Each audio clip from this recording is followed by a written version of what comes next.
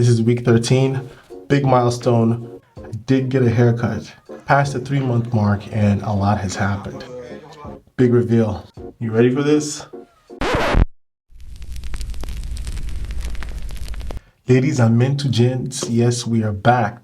If you're new to this channel, my name is Joel. I go by The Real Joel here on YouTube, and I'm just documenting my hair transplant that I did in Turkey.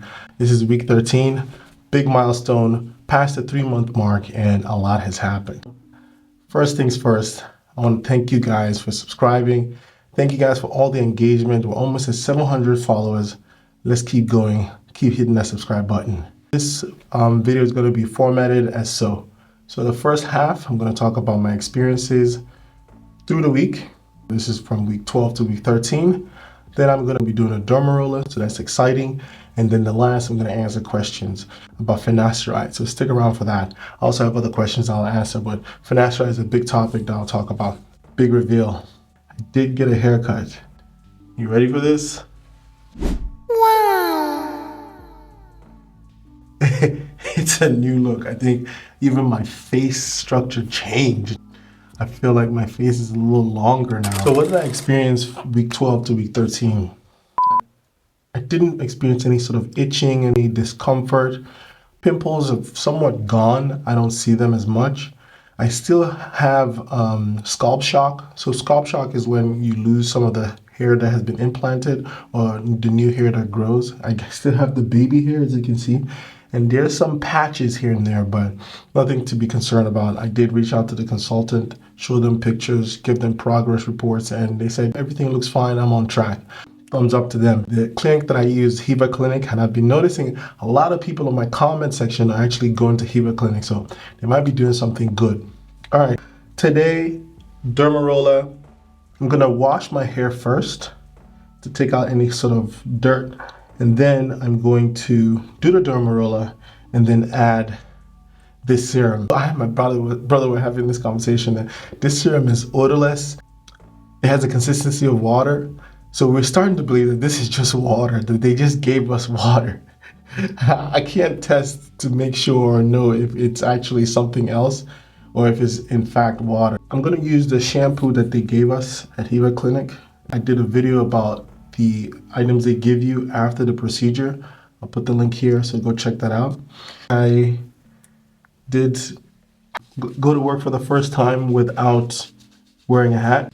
You know, it's kind of cool. I'm gonna wash this and then rinse off, and then add the Derma Roller. So I and the family, we are going to the Bahamas next week. If anyone is in Bahamas that give us some good recommendations, comment below. So now I am gonna do the Derma Roller. So here's the Derma Roller. Hiva Clinic said we should start using the Derma Roller at week 6. Some people said it was too early, and I do agree. Week 6 seems too early. It's not the same for everyone. It's different for different people. This is week 13. I did it in week 6. Then I did in week 8, and then I noticed the pimples, so I stopped. This is the third time I'm doing it, week 13. And I've used the Derma Roller before for my beard. As you can see, this is connecting here. I didn't have that before. The Derma Roller helped with connecting that. This Derma Roller thing does work. You just have to be patient and do it at a cadence that your scalp or skin can accommodate. Because this pretty much just puts holes in your skin. You have to give it time to heal. If you don't give it time to heal, you might actually damage the skin. After this one, I will wait and see how my skin reacts. If it doesn't react well, I'll do this in another 3 weeks or 4 weeks. But the better my skin reacts, the more I will do it. With my beard, I was doing it at least 2 times a week, sometimes 3. But when I started, it was once a week. You know what I mean? It's sort of like a progression. You want to go, what am I saying? This is vertical. You want to go vertical. You want to go horizontal. You want to go diagonal. Diagonal both ways. I do want to hit the back too. I don't want to forget that because they did put hair there. I'll take off the glasses. I'm looking crazy. My barber He was impressed with the hairline and the procedure. He's seen it before. He said his cousin did one in Turkey. Currently, they do it in the Dominican, and it costs a lot. I think he said it costs about $15,000 to do it in the Dominican.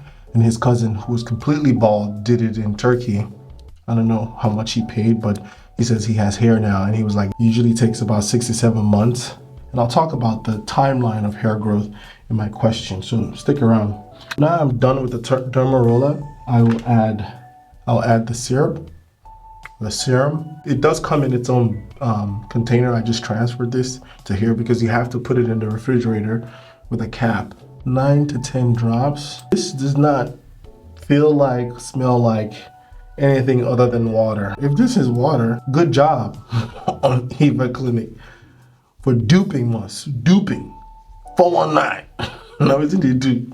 So a real 419 if this is water. No smell. Comment below if you got this serum too from Eva Clinic and if yours has a smell or a certain consistency or texture. I'm done with that. On a typical day when I don't add the serum, I do add the oils that Eva Clinic gave us in the box. This one is for the donor area. I don't use this as much because my donor area is healed for the most part. That's the donor area where they take the hair. I actually haven't seen the back of my head since I did the cut, since they cut my hair. Who knows, maybe it looks crazy, I don't know. And then this is for the recipient area. I still use this 3 times a week. And then other things that I use this every other day to just massage the head. You want as much blood circulation on this thing as much as possible. It's also like a nice stress reliever. I feel like I have tension here, so this helps. It's good. And then I do have my oils. Guys, I must tell you, this oil here, it's amazing. I combine it with this and baby oil. I also have this one. I used to use it for my beard. And now I'm gonna start using it for my hair, but not yet. I think at month 7, I will start using it. All these I bought on Amazon. Test it out. Let me know what you think. Comment below. Now let's go to the questions. Let me bust out my phone. So questions. First question was the cost of the procedure. I keep getting this question a lot. What I paid was $2,300 with a credit card. Apparently, it could be cheaper if you pay with cash. If I were to pay with cash, it would have been $1,900. I and my brother went, so they gave us some discount. It might be different for you. And obviously, this was done last October. We locked in the price in October. We did the procedure in November. The other question is, it's a YouTube question. How do I make my thumbnails? I made my thumbnails on Canva. As you can see, all my thumbnails are part of the video that I just screenshot. And then I put it on Canva and add a text, add an arrow, and it somewhat describes what you would see in the video. All my thumbnails are the same. I don't go too deep into the art of the thumbnail. I know thumbnails are very important with YouTube. It pretty much gets people to click on your video. But I feel like my topic is so niche that most of the people that watch my videos actually search for hair transplant topics. I guess that's one of the benefits of having a niche channel. People would actually look for you, and then what keeps them is your level of entertainment or how much information that you give that creates value for them. But to answer your question, I use Canva. And if you want to know how I do it step by step, comment below and I'll show you how I do it. It's nothing special. It's pretty straightforward. Another asked, what equipments do I use? I know who this person is. Canon R50 I use, guy. Nothing crazy. I use a Canon R50 to record my videos. I have a TikTok lights here. I have a Movo mic, and I edit all my stuff on my iPad on CapCut. And the editing is nothing crazy. It's the same thing. I'm trying to make this as simple as possible, and because this is not my full-time job, I'm just doing this to help anyone that's curious about all this hair transplant stuff, because me, Sha, when I was trying to do this thing, I was looking for content, and it's always like people were just gatekeeping. Do not tell you everything. They want you to come and watch almost all their videos before you know what exactly they're saying. But kind of wanted to do it differently. That's the reason. Now, two very important questions. What do I feel about finasteride? I answered this before in a previous video, and I said the data on finasteride is very polarizing. Some people believe in it, some people don't. Because this is a chemical that you put on your head, I feel like the best thing or the most logical thing to do is to reach out to a doctor or an expert. I reached out to my doctor to figure out if this was okay for me, and he said it's fine. That's for me, Ja. You guys, you have to reach out to your doctor or any professional that is well versed in this topic to give you direction. And then you use that direction however you see fit.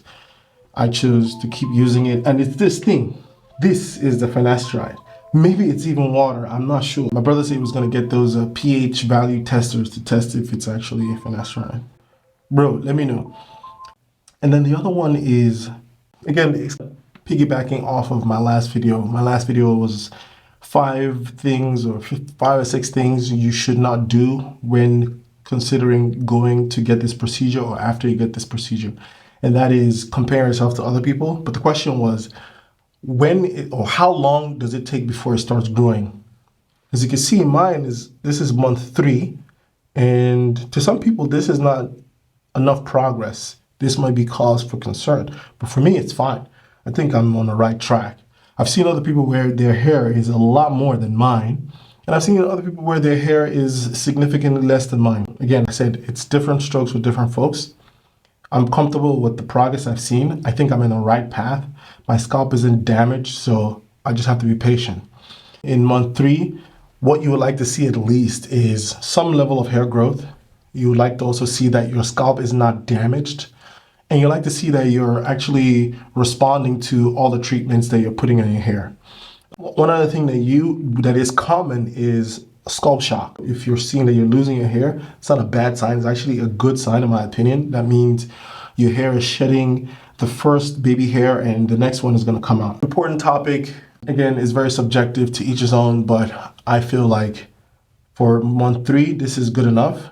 And I planned this way ahead of time. I said in month 3, I'll get a haircut. That's what I did. And after the haircut, it actually looked better, or I think it looked better in my opinion. That's why I'm able to go out without a hat anymore. Someone said something about high value man and why doing this adds to that. I know that's a very different side of the internet where people talk about this high value men stuff. And I think that's something I do not want to get into because I'm not an expert in that. That's the, I don't know, red pill people that talk about that. But what I would say is any man that is curious about doing something like this should go ahead and do it. You educate yourself well enough, and you make the most educated decision that you feel best aligns with your values and what you want to be or where you want to go to in life. That's it. Nothing complicated. If you want me to talk about this high value stuff, comment below. I can dive deep into it. I think it does touch on a very sensitive subject, which is men's self-esteem. And a lot of men tend to shy away from that topic and not really dive deep and be introspective. Those are the questions for week 3. 2 other questions that I get was, where do I do it? Where did I do it? That's I did it in Hiba Clinic. I've already said that. And another person was, another person said, how was Turkey? Turkey was fun. It was short. It was a short trip for I and my brother. I went with my brother, and I think it was cool because I did it with my brother. My recommendation would be to go with someone or go with a group. It's nice. It's not small, but it was a short trip, so I didn't do a lot. I did do some touristy stuff. I stayed 4 nights, or I think they're about 4 or 5 nights, which I think is fine. I do value the architecture because I'm an architect, and Turkey does play a significant role in the history of architecture. We saw Hagia Sophia, which is cool. But other than that, that's the end of my video. I hope you guys enjoyed this. Comment below, share this video with anyone you think is curious about doing a hair transplant in Turkey. And don't forget to subscribe, baby. Let's go. See you next week. Cheers.